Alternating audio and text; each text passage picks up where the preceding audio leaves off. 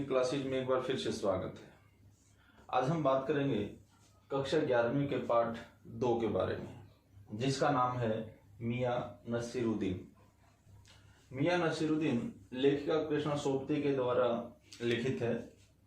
कृष्णा सोबती जी का जन्म 1925 ईस्वी में हुआ था। पता है कहाँ हुआ था? गुजरात में।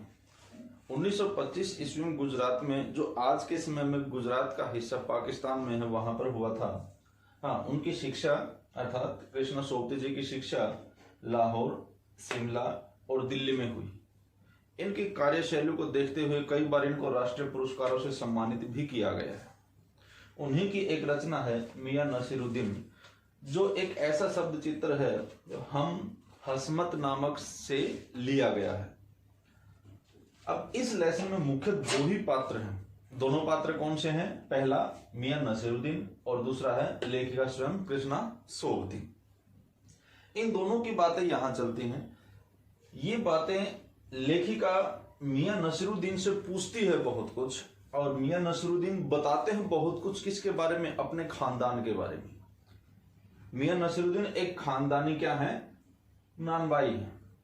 अब खानदानी नानबाई क्या होता है पहले ये बता देता हूं। रोटी बनाने वाला, भोजन पकाने वाला।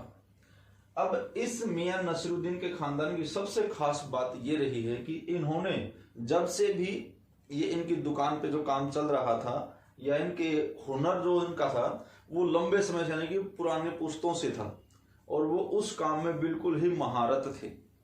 अब उसी का जिक्र यहाँ हुआ जैसे कि एक बार लेखिका मटिया महल के गढ़िया मोहल्ले में घूमने के लिए निकली, तो जब रास्ते में जा रही थी तो उन्हें एक छोटी सी दुकान दिखाई दी, और छोटी सी दुकान के सामने ढेर सारा आटा। उस आटे को देखकर एकदम लेखिका के मन में कुछ जानने की इच्छा हुई। और वो क्योंकि उसने जब वो आटा देखा तो उसे उस आटे के ढेर को एक जना या एक व्यक्ति सन रहा था मतलब आटा गूंदना जिसे हम कहते हैं, आटा बना रहा था।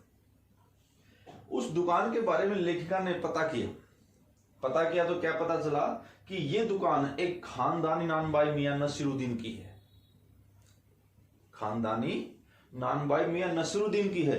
और उसकी खासियत क्या है? खासियत यह है कि वो 56 प्रकार की रोटियां बना सकता है। यानी उस दुकान के अंदर कारीगर जितने भी थे, उन कारीगरों का जो मालिक था मियां नसीरुद्दीन, वो 56 प्रकार की रोटियां बनाने में महारत था। उसकी खासियत यही थी। अब ये सब जानने के लिए लेखिका ने उस दुकान के पास जाकर सबसे एक बात करने का एक तरीका ढूंढते हैं ना, कि हम सामने वाले से कैसे बात करें। वही बात लेखिका ने भी की। लेखिका ने सोचा कि इस व्यक्ति से कैसे बात की जाए जिससे ये मुझे कुछ बताने के लिए उतारू हो, या जो मैं जानना चाहती हूं उसके बारे में ये बताए। अब लेखिका थी, क्योंकि उसे तो पता था कि सामने वाले से बात कैसे करते हैं, या कुछ उसके मन से निकलवाना है तो कैसे निकलवाए।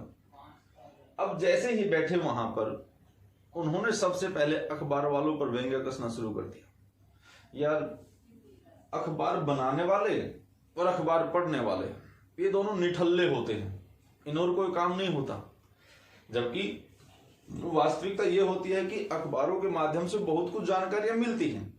लेकिन यहां पर एक व्यंग्य कसना था लेखिका ने, और अपने मियां नसीरुद्दीन उसी समय हो गए तैयार। जैसे ही वो अखबार वालों के बारे में कहने लगे, तो लेखिका ने पूछा कि आप मियां रोटियां बनाते हैं, इन रोटियों की खासियत क्या है? इतना सुनते ही मियां नसीरुद्दीन कहने लगे कि इन रोटियों की सबसे बड़ी खासियत है कि यहाँ पर 56 प्रकार की रोटियां भोजन पकाया जाता है। और ये जो पेशा है हमारा खानदानी पेशा है।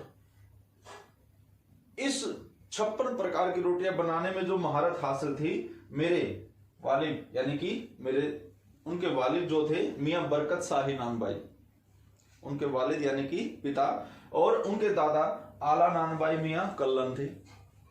अब यहां पर तीनों के नाम बताएं। सबसे पहला है मियां नसीरुद्दीन, जो एट प्रेजेंट है लेखिका से बात करता है।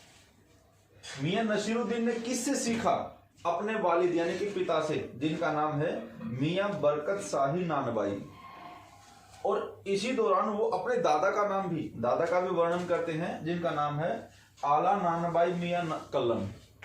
आला नानबाई मियां कल्लन। इन तीनों के बारे में, इन 3 पीढ़ियों के बारे में बताते हैं। कहते हैं मेरे दादा या मेरे पिता जिस समय वो यहाँ काम करते थे या जहां पर वो अपनी दुकान चलाते थे, जिस राजा के यहाँ काम करते थे, उनकी सबसे खासियत ये थी कि क्या खासियत थी, उन्होंने कहा कि वे जो महारत हासिल किए हुए थे, ऐसी महारत तो आज तक किसी ने भी हासिल नहीं की। अपने वंश की, अपने कुल की इतनी तारीफ करते हुए मियां नसरुद्दीन का सीना भी खुशी के मारे फूल रहा था। लेखिका ने कहा, लेखिका ने तभी उसे देखा, पूछना चाहा, अच्छा ये बताइए मियां जी, आपने ये सब कैसे सीखा और कहां से सीखा, बता सकते हैं? कमाल करती हैं आप भी। भाई हमारी दुकान थी, मैंने भी ठीक वैसे ही उस छोटे बच्चे की तरह सीखा जैसे एक छोटा बच्चा छोटी जमात से लेकर बड़ी जमात तक शिक्षा ग्रहण करता है। अब छोटी जमात और बड़ी जमात क्या है? जैसे बच्चों इस समय आप 11वीं कक्षा में हैं, अब 11वीं कक्षा में डायरेक्ट तो आए नहीं हो। 11वीं कक्षा तक पहुंचने के लिए आपने सबसे पहले first, second, third, fourth, fifth ऐसे कक्षाएं एक के बाद एक शिक्षा ग्रहण की। ठीक वैसे ही यहाँ पर मियां नसीरुद्दीन भी कहते हैं कि मैंने छोटी जमात से लेकर, अब छोटी जमात वहां पर क्या है भाई, बर्तन साफ करना, अंगीठी चलाना, आग जलाना और इस सामान को इधर से उठाकर उधर रखना, आटा गूंदना, ये सब चीजें छोटे छोटे जो काम थे, झूठे बर्तनों को भी उठाना, उनको साफ करना, ये सब चीजें मैंने छोटे छोटे कामों को लेकर तब अंत में मैं इस हुनर को प्राप्त कर पाया। इतना सुनते ही उन्होंने कहा क्योंकि ये सब मैंने इसलिए किया क्योंकि तालीम की तालीम भी बड़ी चीज होती है। अब देखिए एक बात कही, तालीम की तालीम, तालीम यानी शिक्षा से भी शिक्षा लेना वास्तव में बहुत खास बात होती है। अब पढ़ते पढ़ते एक किताबी ज्ञान ही सब कुछ नहीं होता। इन किताबी ज्ञान के माध्यम से हमें वो जानकारियां मिल जाती हैं जो हमने कभी सोची समझी भी नहीं थी। इसलिए कहा है तालीम की भी तालीम बड़ी चीज होती है। इतना सुनते ही लेखिका कहने लगे, अच्छा आप बताएंगे कि आपके वालिद या दादा किस राजा के यहां काम करते थे? इतना सुनते ही बादशाह के बारे में पूछने लगे। अब बादशाह के सामने नाम नहीं बता पा रहे थे। जैसे आप कहते हैं कि आप अपने परिवार की एक बात कहना शुरू करते, एक छोटी सी बात बताता हूं, आपने अपने परिवार के बारे में सामने किसी दूसरे व्यक्ति को बताना शुरू, अरे पता है मेरे दादाजी ऐसे ऐसे होते, मेरे दादाजी इतने ताकतवर होते थे, मेरे दादाजी ने एक बार ऐसे किया या मेरे पिताजी ने ऐसा किया, तो सामने वाला यदि कोई पूछ ले, यार एक बात बताओ, आपके दादाजी ने ऐसा काम कब और कहां किया था? आपने केवल सुना है, देखा नहीं है। अब जब सुना है और वो कहे कि आपने कभी देखा है, तो इस चीज को आके मन में एक टीस सी होती, अरे कमाल है, आप हमारे वंश के ऊपर उंगली उठाते हैं। हमारे खानदान की इतनी अच्छी परंपरा रही है कि वो हमेशा सामने वालों की मदद करते रहते हैं। वैसा ही यहाँ पर थे जो खानदान के ऊपर मियां नसीरुद्दीन था, उनको बहुत ही गर्व होता था। वो बादशाह के बारे में कहते हैं कि एक बार बादशाह ने कहा कि कोई ऐसी चीज बनाइए मियां जी, उनके दादाजी से या उनके पिताजी से, कि एक ऐसी चीज बनाइए जो आग से न जले, अर्थात आग में न पके और पानी से न बने। भाई आग से न पके और पानी से न बने, तो उस समय कहते हैं कि मियां नसीरुद्दीन के जो वालिद थे, उन्होंने एक ऐसी चीज बनाई जिसे देखकर बादशाह बहुत प्रसन्न हुए, खुश हुए, और उस चीज को लेकर उन्होंने इनाम की बारिश कर दी थी। अब ये बात सुनते ही लेखिका समझ गई कि ये अपने ही खानदान की बड़ाई कर रहा है, और खानदान की बड़ाई करते करते उन्होंने कहा कि उनकी सबसे खास बात ये थी मेरे वालिद की कि एक बार उन्होंने कुएं के अंदर भी रोटियां पका दी थी।